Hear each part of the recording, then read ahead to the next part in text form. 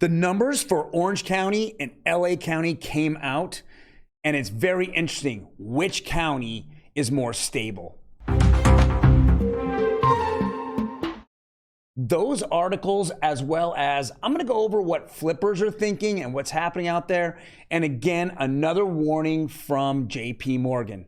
Hello, everyone, and welcome to Real Estate Daily. My name is Troy, and every day we go over the latest news in real estate and mortgage and the housing market. Today, we're going to kind of go over what counties are out there and here in Southern California that are more, let's call it, stable than the other ones.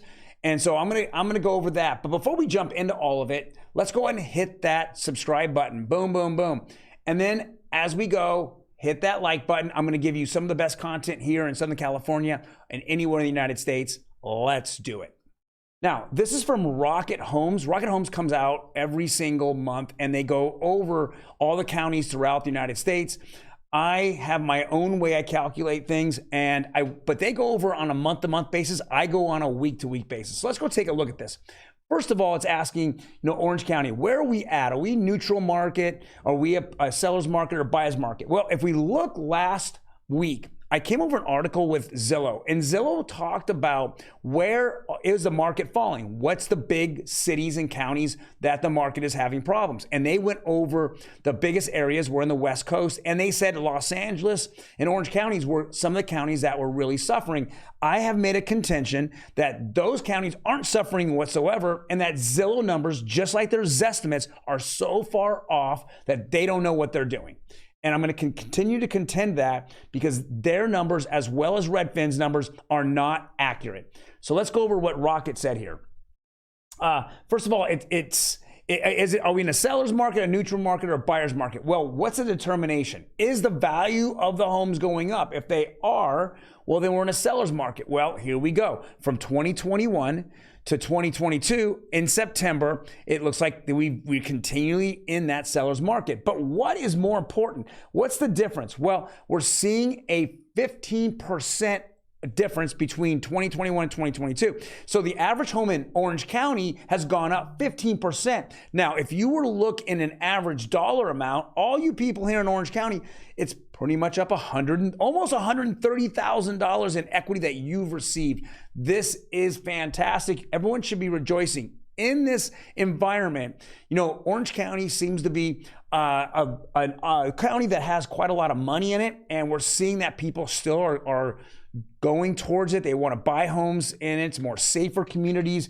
It's less political, I believe. In my eyes, it's less political. So you don't have all the politics that are in the county that are manipulating it. So with that being said, let's go take a look at some more Orange County numbers. Well, if we look at the number of homes for sale, from August, September this year, we're seeing that we've gone down in the number of homes for sale. I've been saying this over and over. It's not how many were sold. It's in correlation with how many are sold to how many more hitting the market. We're seeing almost 6% less homes from one month to the next. Now, let's take a look at number of homes sold. Number of homes sold went down 8%. So it's almost like it's even. It's going down about the same as amount of homes for sale. That just shows a very steady market. Now let's go over how many days on market. So days on market kind of bumped up a little bit. It's at 29 days.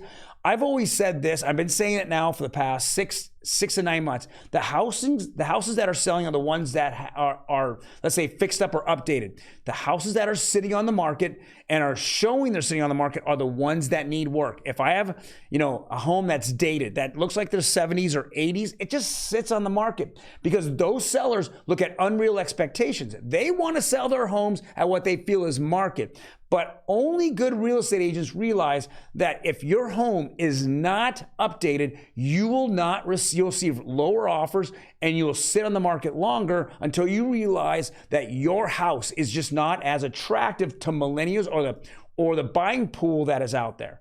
So it did go up significantly at 29 days. This is very interesting. But overall, this particular county has been very, very strong. It's still a seller's market. Now, in comparison to Los Angeles County, well, it is a seller's market, but it's kind of moving towards a neutral, but it's still pretty strong. Let's go over the numbers. So year over year, so from September 21 to September 22, We've gone up almost 10%. You've got 10% on your money. Anyone that's having problems making payments, they can sell their home and still walk away with money.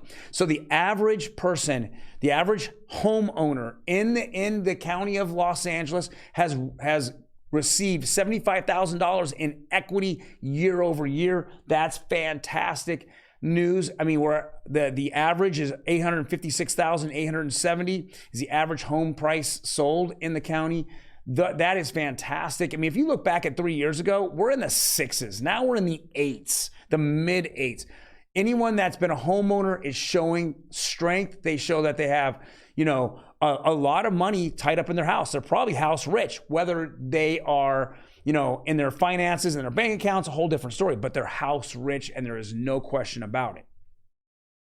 Now, if we go down here and look at how many homes were for sale, we're looking at about the same. I mean, 18,728 to 18,747. It's about the same. So the homes for sale didn't change, but the homes that were sold actually went down 7%. This shows a little bit of a crack here in Los Angeles County, 7.7%. So we had 45 homes, almost 4,600 homes for sale. Now we're having 4,200 homes for sale. It's very, very interesting. If you break the numbers down, over asking was about 1,600, under asking was about 2,000. And that just shows a little bit of crack in the sales here. But what's more important is how many days on market. It's almost the same as Orange County, right? It went from 22 days to 30 days. Same principles apply here in Los Angeles County. If you're looking at a dated house, it's just not going to sell. It's spending a lot of times that we're sitting on the market. And in LA County, unlike Orange County, a lot more homes are dated when they're for sale. So let's go look at the numbers. 2,600 homes were sold under 30 days, which is really pretty good. Pretty good.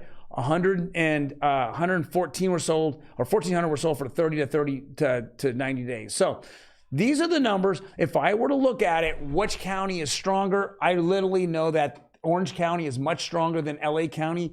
And actually, Orange County is probably one of the strongest counties throughout the United States.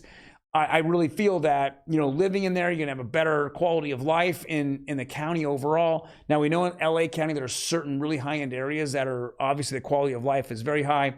Hollywood, Santa Monica, all up and down. If you're a coastal city, all the way from Palos Verdes on up, Torrance, Redondo, Manhattan Beach, those are all ticking up slowly but surely. So, the quality of life is there, but in the city of Los Angeles, that's where they're struggling at. There's no question. The government there has not been at all pro home ownership. They haven't been pro investor. It's just been kind of a nightmare, and they're causing their own problems. I know we're going through an election that's coming up really quick here, but we want to make sure that, things are done right. And if you want to see home values go up in that county, you want to make sure that, on November 8th that you're making your vote towards that, right? Towards, home ownership and people wanting to see more and more people own their own homes and not be renters. All right, so next one, and it's a recurring theme with all these major institutions, bank institutions. It's just the same thing that going over. We just saw Jamie Dimon talk about this a couple weeks ago. JP Morgan president, which is Mr. O'Brien, or Pinto, Mr. Pinto, says a recession may be a price to pay to beat inflation. Market bottom not in yet. That is exactly how I keep talking to people. Everyone's waiting for the Fed to pivot, to stop raising interest rates and turn around. They have not said one word out there that they're ready to pivot. They keep saying they want to see the inflation, the CPI down at 2%, and we're in the 8s. Doesn't make any sense why we're having this conversation. Why is the stock market so pro right now? Why are they so, happy about what's going on? They've lowered their estimates and now they're beating lower estimates, and it just seems they're being rewarded. It really doesn't make any sense to me. I feel that sooner or later you're going to have real, sellers come in this market and they're just going to sell hard and they're going to make a ton of money as it drops. Now, I don't know if it's a black swan event, or it's the Fed, but one of the two is really going to cause this issue. We know that the dollar's strong and gold and you know those precious metals are down, and I really think that's going to invert here in the next 3 to 9 months. It's just going to invert really hard, and the dollar's really going to get punished. And the last article before we get into all the interest rates, and it's, you know, people ask me all the time, hey, Troy, you want to get involved in this project or that project, flipping? I'm just not into it at the moment. You know, I think right now keeping your money as cash on the sidelines is where it is. I know that a lot of people that are on fringe flippers have really been punished. They just didn't know what to do. They make bad decisions. You have a lot of contractors out there charging exorbitant amount of money and then not doing a good job because they have so much business and they keep raising it. So here's an article from Yahoo Finance that says, not the time to be greedy. Home flippers are now getting burned by U.S. housing downturn, slashes prices to cut losses. Here are 2 big reasons why. You know, we know that interest rates are definitely one reason why, but the cost of actually the flips are going up so significantly that it just doesn't make any sense. So I'm out of that market at this moment. I don't want nothing to do with it. And I advise people against it, but you know what people want to do and where the dollars they think is out there is completely up to them.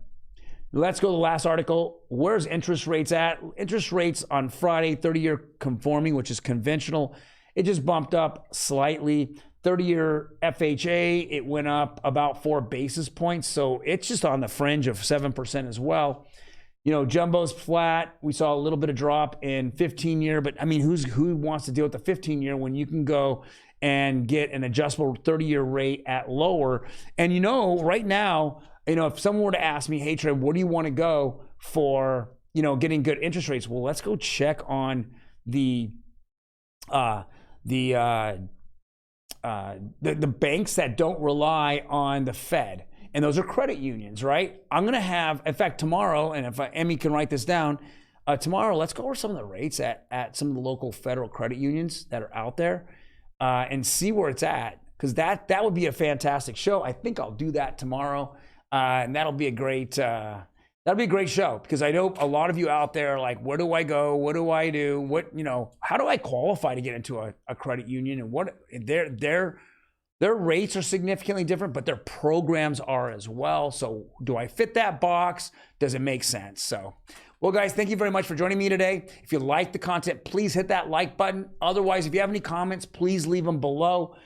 Or otherwise, I will see you tomorrow, and check us out. I'm definitely going to do a something on how to get better rates out there than go to traditional companies like Rocket Mortgage and Loan Depot. You guys take care.